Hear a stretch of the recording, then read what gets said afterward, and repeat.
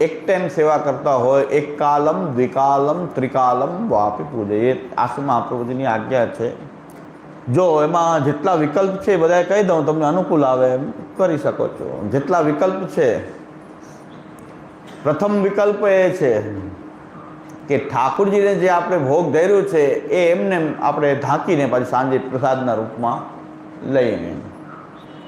બીજું એ છે ગરમ કરીને લઈએ, એને વસ્તુ પાછી ગરમ કરી લઈએ. ઠાકોરજીને ધરેલી વસ્તુ પાછી ગરમ કરી શકાય, એ ઠાકોરજીનો પ્રસાદ છે, ગરમ કરીને પણ આપણે પાછો પુનઃ લઈ શકીએ. એ પણ ન ચાલતું હોય તો કાંઈ રસોઈ વગેરે બનાવવી જ પડતી હોય એવું હોય તો પ્રભુ જે અરોયગા છે સવારે છે એ વસ્તુ જ આપણે કરવી, નવી કોઈ વસ્તુ ન કરવી જોઈએ કે જે પ્રભુ અરોયગા નથી. જેમ રોટી શાક છે તો સવારે એ નિર્વાહ માટે આપણે રોટી શાક લઈ શકીએ છીએ. એમાં પણ ઠાકોરજીનો પ્રસાદ કંઈક મિલાવીને, સવારનો કંઈક પ્રસાદ હોય એમાં મિલાવી અને નવું કંઈક બન્યું હોય એમાં એ પ્રસાદ મિલાવીએ. ઠાકોરજી પ્રસાદી તુલસીજી જે છે ચરણમાં ધરેલી એ મિલાવી છે. અને આ દેહ પ્રભુની સેવા માટે તો જ લાયક રહેશે એવું એના પોષણ પણ એટલા માટે કરી રહ્યા છે કે ઠાકોરજીની સેવા બીજે દિવસે સારી રીતે થઈ શકે. એવો કંઈક ભગવત સેવા સંબંધી વિચારપૂર્વક એ કંઈક આપણે જે બનાવ્યું છે સાંજે એમાં પ્રસાદ વગેરે મિલાવી અને લેવું. ઘણા લોકો ઠાકોરજીને બહારથી નિવેદન કરીને, બહારથી ભોગ ધરીને, મંદિરની બહારથી પણ ઠાકોરજીને ભોગ ધરીને લે છે, નિવેદન કરીને. એમ પણ લઈ શકાય, જે વિકલ્પ જેને અનુકૂળ આવે એમ કરે. પણ ઉત્તમોત્તમ વસ્તુ એ છે કે પ્રભુ અરોયગા છે એને પ્રસાદથી જો સાંજના ચાલતું હોય તો એ ગરમ કરીને પણ એ જ પ્રસાદ લેવો. અન્યથા બીજા બધા વિકલ્પો છે કે જે અપનાવી શકાય છે. પણ મૂળ વસ્તુ ભૂલાવી ન જોઈએ કે હું પ્રભુનો છું, પ્રભુનો દાસ છું, પ્રભુની સેવા માટે જ આ દેહેન્દ્રિય પ્રાણ અંતઃકરણ પ્રભુની સેવા માટે જ સમર્પિત છે, એટલે એનું પોષણ કરવું આવશ્યક છે. એ ભાવ ભૂલાવવો જોઈએ નહીં. સિદ્ધાંત રહસ્યમાં મેં ઘણા બધા આની ચર્ચા બહુ લાંબી કરી દીધી છે, કારણ કે પ્રસાદની ચર્ચા તો આપણે ત્યાં મુખ્ય હોય જ. જૈનોનું ચૂને ને વૈષ્ણવનું દૂને. પ્રસાદનો મુદ્દો તો આપણો ખાસ રહેવાનો જ છે. સિદ્ધાંત રહસ્યમાં વિસ્તારથી મેં એની ચર્ચા કરી દીધી છે કે હા લઈ શકો છો. કલેવો કરવું પડે, નાસ્તો લેવો પડે, બધું કરી શકાય. ઠાકોરજી ઘરે જ લઈ શકાય. સેવા સારી રીતે થવી જોઈએ. ઠાકોરજીને જગાવીને ઓછામાં ઓછો સમય રાખવો અને એક સમયમાં પણ બધું જ ભોગ ધરી દેવું અને ભોગ અને જારી ધરીને એ રીતે પણ સેવા કરનારની સેવા પ્રભુએ કેવી સ્વીકારી, પ્રભુ કેવી સેવાનો સ્વીકાર કરે છે, કેટલા કૃપાળુ છે એનું ઉદાહરણ છે. બધાએ આમ કરવું એનો માટે નથી. તો પ્રભુદાસ જલોટા અને દિનકરદાસ શેઠ બેયની વાર્તામાં એવું આવે છે કે એમની ઠાકોરજીની સેવાનો પ્રકાર નહોતો, કથાનો પ્રકાર હતો, પણ એટલો પ્રકાર હતો કે રસોઈ કરે તો ઠાકોરજીને મનથી એ ધ્યાન કરી અને ભોગ ધરે અને પછી એ પ્રસાદ લેતા, બાકી કથાથી નિર્વાહ કરતા. તો પ્રભુદાસ જલોટા તો મહાપ્રભુજીની સાથે જ રહેતા, તો પોતાની રસોઈ અલગ કરતા અને ઠાકોરજીને ધ્યાન કરી અને ભોગ ધરતા. કોઈ સેવાનો પ્રકાર તો હતો નહીં કે સેવ્ય સ્વરૂપ તો હતા નહીં. પણ વાર્તામાં બહુ સુંદર વાર્તા આપણને આ દિનકરદાસ શેઠની વાર્તામાં પણ આવે છે આ જ વાત, અને આ જ વાત પ્રભુદાસ જલોટાની વાર્તામાં પણ આવે છે કે પ્રભુ કેટલા કૃપાળુ છે. પ્રભુ આપણા સેવ્ય પ્રભુની સેવામાં વધુ કેટલો સુંદર રીતે આપણી સેવાને ગમે એમ કરશું તો એ સ્વીકારે છે. તો પ્રભુદાસ જલોટા ખાલી ધ્યાન કરી અને પ્રભુને ભોગ ધરીને પ્રસાદ લેતા. એક વખત એ અંગાખરી કાચી રહી અને દાળ કંઈક બળી ગઈ તો એમ થયું કે આજે ઠાકોરજીને ભોગ કેમ ધરું. દિનકરદાસની, હા, દિનકરદાસમાં પણ છે ને પ્રભુદાસ જલોટામાં પણ છે. પ્રભુદાસ જલોટા પણ એક દિવસ ઠાકોરજીને ભોગ ન ધર્યો તો નહોતો ધર્યો.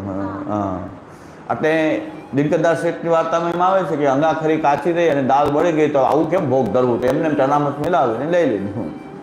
ભોગ બે પ્રકારનો છે, અલૌકિક ભોગ અને લૌકિક ભોગ. લૌકિક ભોગ એટલે અસમર્પિત ભોગ. અસમર્પિત વસ્તુ નામ તસ્માદ વર્જનમાચરે.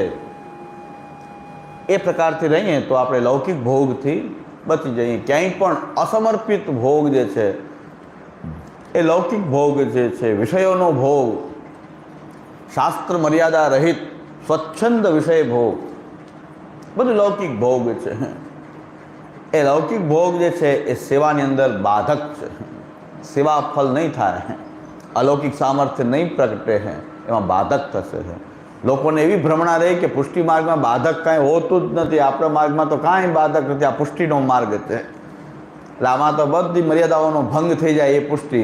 આ તો બહુ કઠિન મર્યાદા છે કે ભાઈ લૌકિક ભોગ બાધક છે અસમર્પિત વસ્તુનામ તસ્માદ વર્જનમાચરે. અસમર્પિત વસ્તુનો જે ભોગ જે છે એ બાધક. એટલે મૂળ તો જે ભોગની અંદર જે લૌકિક ભોગ જે છે, અત્યારે એવું ચાલે છે કે અમે સેવા બધું કરીએ, હોટલમાં ખાઈએ, એમાં કાંઈ વાંધો નહીં, હોટલમાં જ્યારે ઈચ્છા થાય ત્યારે ખાય. તો લૌકિક ભોગ છે. સેવા કરવા છતાં પણ લૌકિક ભોગ છૂટ્યો નથી. હોટલોની અંદર અમે તો આનંદથી ખાનપાન કરીએ, મનોરથોમાં જે દેવદ્રવ્ય છે એ પણ ખાઈએ અને સેવા કરીએ. આપણે લૌકિક ભોગ છે આ બધા. આ તો બાધક જ થવાનું છે.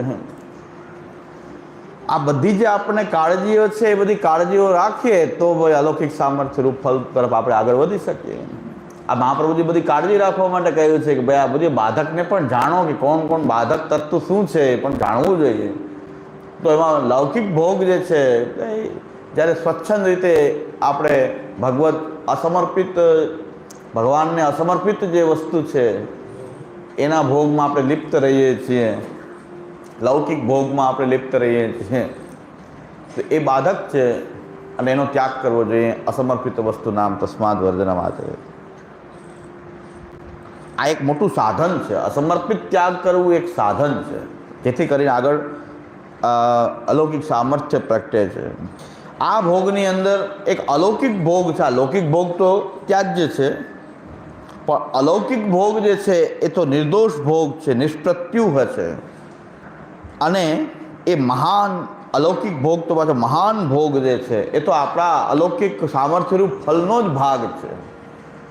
આપણું જીવન સમર્પિત હોય, આપણા ઠાકોરજીને આપણે સમર્પિત હોઈએ, એ તો આપણે અલૌકિક સામર્થ્ય પ્રકટ થવા માંડ્યું એની નિશાની છે. આ તો કે અલૌકિક સામર્થ્ય પ્રકટ થયું કે આપણી હવે એ લૌકિક ભોગમાં દૃષ્ટિ જ નથી થતી, આપણી ઈચ્છા પણ નથી થતી લૌકિક ભોગ તરફ. આપણા ઠાકોરજી જે આરોગ્ય છે, આપણા ઠાકોરજી જે સમર્પિત છે, પ્રભુને જે ઉપયોગી છે, એ પ્રકારથી અનુકૂળ સંકલ્પની જેમ એ જીવન જીવવું, એ તો અલૌકિક સામર્થ્ય છે. આંશિક પ્રકટ થતું અલૌકિક સામર્થ્ય. એક અલૌકિક સામર્થ્યની શરૂઆત હોય અને એક એની ટોચ હોય. સર્વદેહેન્દ્રિય પ્રાણાંતકરણ આત્માની અંદર એ ભગવત ભાવનું ભરાઈ જવું, સર્વાત્મ ભાવ સિદ્ધ થઈ જવો, એ અલૌકિક સામર્થ્યની ટોચ છે. પણ શરૂઆત શું છે? અસમર્પિત વસ્તુ નામ તસ્માદ વર્ધનમાચરે. આપણા પ્રભુના ને જે સમર્પિત છે એમાં બહુ પ્રસાદનો આગ્રહ તો ત્યાં જ છે કે જે વસ્તુ પ્રત્યક્ષ રીતે પ્રભુની સેવામાં વિનિયોગ થઈ શકતી હોય ત્યાં પ્રસાદનો આગ્રહ છે. જે વસ્તુ ઠાકોરજીની સેવામાં ઉપયોગી છે, પ્રત્યક્ષ રીતે ઠાકોરજીની સેવામાં જોડાઈ શકે, એ વસ્તુ આપણે પ્રસાદી મેળવવાનો આગ્રહ રાખીએ છીએ, પ્રસાદ તરીકે પ્રાપ્ત કરવાનો આગ્રહ રાખીએ છીએ. અને જો ભગવત પ્રસાદ જે છે, આપણા ઠાકોરજીનો સમર્પિત મહાપ્રસાદ, એ આપણી અંદર અલૌકિક ભગવત રતિનું સંપાદન કરનાર છે. જે મેણુનાથની સુધા અંદર પ્રકટ થઈ અને એ ભગવાન પ્રત્યેનો જે એ સર્વાત્મ ભાવ ખીલવવામાં એક કારણ હતું, એમ પ્રભુનો જે મહાપ્રસાદ, આપણા ઠાકોરજીનો જે સમર્પિત મહાપ્રસાદ આપણે જે લઈએ છીએ, એનાથી ભગવદ રતિ આપણે જે છે એ પ્રકટ થાય છે. ભગવાન પ્રત્યે સ્નેહ. જો બે વસ્તુ પરસ્પર એવી ચાલી રહી છે કે ઠાકોરજી જે આપણા ઠાકોરજી જે વસ્તુનો ભોગ કરે છે એ પ્રસાદ રૂપે આપણે સેવક તરીકે ગ્રહણ કરીએ, એનાથી ભગવદ રતિ વધે છે. અને ઠાકોરજીમાં થોડો ઘણો પ્રેમ હોય તો જ આ રીતે આપણે શરૂઆત કરી શકીએ. બે વસ્તુ છે, પણ એ વધારનારું તો આ તત્વ છે કે આપણા ઠાકોરજીનો જે મહાપ્રસાદ જે છે એ આપણી ભગવદ રતિ સંપાદન કરે છે. ગોપીજનોને જેમ સુધા, વેણુનાથની જે સુધા, અધર સુધા વેણુનાથથી જે પ્રાપ્ત થઈ છે, એ આપણા ઠાકોરજીનો પ્રસાદ પણ એવો જ છે કે જે આપણને સર્વાત્મ ભાવ સિદ્ધ કરવામાં એ જ કારણભૂત છે. એનાથી જ આપણે આપણા ઠાકોરજીમાં આ આગ્રહ રાખશું તો ગમે ત્યાં ગમે એ ખાનપાન કરી લઈએ અને તો પછી આપણી અંદર એ ભગવદ રતિ જે છે એનું વર્ધન નહીં થાય. એટલે જલ આપણા ઠાકોરજીની જારીજીનું જલ છે તો એ પ્રસાદ રૂપે આપણે ગ્રહણ કરી શકીએ છીએ. ઠાકોરજીને જે ભોગ ધર્યું છે એ પ્રસાદ આપણને ડાયરેક્ટ એ મહાપ્રસાદના રૂપમાં આપણે લઈ શકીએ છીએ. બાકીની વસ્તુઓ જે છે એ પરોક્ષ રૂપમાં ભગવત સમર્પિત કરીને લઈ શકાય છે. જેમ કે આ ચશ્મા છે, ટૂથપેસ્ટ છે, અને ઘણી બધી વસ્તુઓ છે કે જે ઠાકોરજીની સેવામાં વિનિયોગ શક્ય નથી, પણ એનો કંઈક ભગવત વિનિયોગ વિચારીને પરોક્ષ રૂપમાં એને ભગવત સમર્પિત કરાવી શકાય છે. શ્રી ઠાકોરજી એમ આજ્ઞા કરે છે, મહાપ્રભુજીને આજ્ઞા કે દિનકર દાસે આજે ભોગ નથી ધર્યો, હું એની બહુ વાટ જોઈ, આજે બહુ વાટ જોઈ, રોજ ભોગ ધરે છે, મેં એની ખૂબ વાટ જોઈ કે આજે એને ભોગ ન ધર્યો અને એમને પ્રસાદ લીધું. પ્રભુદાસ જલોટાની વાર્તામાં પણ એમ જ આવે છે કે એમણે જે છે એ ઠાકોરજીને ભોગ એક દિવસ ન ધર્યો તો ઠાકોરજી શ્રી મહાપ્રભુજીને જણાવ્યું કે પ્રભુદાસ જલોટા જે છે એણે આજે ભોગ નથી ધર્યો. ઠાકોરજી એના ભાવ પ્રકાશમાં સુંદર વાત એ જણાવી છે. શ્રી મહાપ્રભુજી આજ્ઞા કરે કે ભાઈ સાવધાનીથી રસોઈ કરવી કે આવું ન થાય, સાવધાનીથી રસોઈ કરવી પણ ઠાકોરજીને શાંતિથી ભોગ ધરી અને પછી જ આવવું. સેવા છોડીને ઉતાવળે કથામાં આવવાની જરૂર નથી. શ્રી મહાપ્રભુજી સેવાની પ્રધાનતા આપી. સેવા તો કેટલી હતી એમની, ખાલી રસોઈ કરી અને ભોગ ધરતા, ન મંગલ ભોગ, ન રાજભોગ, ન બનતા, કાંઈ નહીં. રસોઈ પોતાની જે કરે એ ઠાકોરજીને ધરી ધ્યાનપૂર્વક મનથી ધરી અને લેતા. તો પણ ઠાકોરજી કહે છે કે આજે દિનકર દાસે ભોગ ન ધર્યો. એના ભાવ પ્રકાશમાં શ્રી હરિરાયજી આજ્ઞા કરે છે કે ઠાકોરજી તો એક જ છે પણ દરેક ભક્તના ભાવાત્મક પ્રભુ એ બધાના અલગ અલગ છે અને એનું જે ભાવાત્મક રૂપ જે છે એ શ્રી શ્રીનાથજી જ છે, ગોવર્ધન ધરણ ચાલો. પણ ભક્તના ભાવાત્મક જે રૂપ જે છે એ આ દિનકરદાસજીના કે પ્રભુદાસ જલોટાના એમના જે ભાવાત્મક પ્રભુ જે છે કે જે એમની રોજ એ ભોગ અંગીકાર કરે છે એ આજે ન ભોગ ધરવાથી એમનો ભાવાત્મક પ્રભુ ન રોયગા. અને એ મહાપ્રભુજીને જણાવ્યું કે આજે પ્રભુદાસે ભોગ નથી ધર્યો. આટલી જ સેવા પણ એવી ફલાત્મક છે કે ઠાકોરજી એટલા કૃપાળુ હોવાથી કે રાયજીતની સેવા કો ફલ માનત મેરું સમાન, પોતાના માટે જે રોટલી કરવી છે એ ઠાકોરજીને ધરીએ છે. તો આપણા ઠાકોરજી તો આપણી સામે સાક્ષાત બિરાજે છે, ભાવાત્મક પ્રભુ જ પ્રકટ થયા છે, આપણી સામે બિરાજી રહ્યા છે, આપણા સેવ્ય પ્રભુ. પણ ત્યાં સાક્ષાત સેવાનો પ્રકાર નહોતો છતાં પણ ઠાકોરજી વાટ જોઈ રહ્યા છે. તો પ્રભુ એટલા સમર્થ છે. તો હવે આને સમજી લો કે તમારો સેવાનો પ્રકાર કે ગમે તેવો હશે પણ આપણા જે ભાવાત્મક પ્રભુ જે છે એ આપણી આ તૂટી ફૂટી સેવાથી જ સંતુષ્ટ છે અને એનું એક સામર્થ્ય છે કે એવી રીતે સંતુષ્ટ થઈ શકે. એ પ્રભુ એનું એવું સામર્થ્ય છે. આપણે ચિંતા શું કરીએ છીએ કે અપરાધ થઈ જાય, સેવામાં અપરાધ થઈ જાય. બને એટલી સાવધાની સાવચેતીથી સુંદર રીતે સેવા કરવાનો યત્ન કરવો, પણ એમાંય કંઈ ભૂલ આદિ કંઈ થતી હોય તો પ્રભુ એટલા સમર્થ છે. પ્રભુ સર્વ સમર્થો હિ તતો નિશ્ચિંત તામ વ્રજેત કે પછી આ રીતે પ્રભુદાસ જલોટા અને આ દિનકરદાસ શેઠ એમની આ રીતની જે ખાલી ભોગ ધરવાની જેટલી સેવા છે એનો પણ પ્રભુએ સેવા માની લીધી છે અને એના ભાવાત્મક પ્રભુ એની વાટ જોવે છે. તો ઘણા કહે છે ને કે અમારા મંગલા પછી રાજભોગમાં બહુ વાર લાગે છે, પણ મેં કીધું વાર લાગે તો વાટ જોવે છે, ભોગ ધરો ત્યાં સુધી વાંધો નથી. એની માટે કીર્તન છે, બહુ વાર લાગે ને તો કીર્તન છે. છાક કો ભઈ અવેર અબ આઈને છક હારી, મોહે લાગી ભૂખ ભારી કેસે કરી રહું. ભગવાન કહે છે આજે બહુ મોડું થયું તો આપણે કીર્તનનો વિચાર કરવો જોઈએ કે ભગવાન પણ એમ કહે છે કે આજે આ માતા યશોદા છાક લેવાનું ભૂલી ગયા કે શું થયું? તો કહે છે કે અજહુ ના આઈ છકહારી, મોહે લાગી ભૂખ ભારી કેસે કરી રહું. અને હવે એવું લાગે છે કે આજે નહીં આવે છાક. છેલ્લે કીર્તનમાં એમ આવે છે કે દાઉદજીને ભગવાન કહે છે કે હવે બીજું કાંઈ નહીં, આપણી પાસે બીજું કાંઈ છે નહીં સાથે, તો આ ગાયો છે ચાલો દોઈ દોઈને થોડું થોડું દૂધ પી લે. તો વાત એમ ભગવાન નિશ્ચય કરતા ત્યાં જ છાક હરી આવી ગઈ. ભગવાન કીધું આજ તો નહીં જ આવ્યું, લાગે છે કે ભૂલી જ ગયા લાગે, કદાચ બહુ મોડું થઈ જાય આપણે અને આપણે ક્યાંક આ લડવા ઝઘડવામાં રાતના 11 થાય, ઠાકોરજી એમ કે આજ તો નહીં જ આવે, ગાયને દોઈને દૂધ પી લ્યો, આપણી પાસે ગાય તો છે. અને એવું પ્રભુ બધા વિચાર કરતા હતા કે હવે આજે તો આમ કરવું પડશે, બહુ મોડું થાય તો પણ ભગવાન એટલા કૃપાળુ છે, વાટ જોવે છે કે અજ હું ના આઈ છકહારી છાક કો ભઈ અવેર, અજ હું ના આઈ છકહારી મોહે લાગી ભૂખ ભારી કેસે કરી રહું.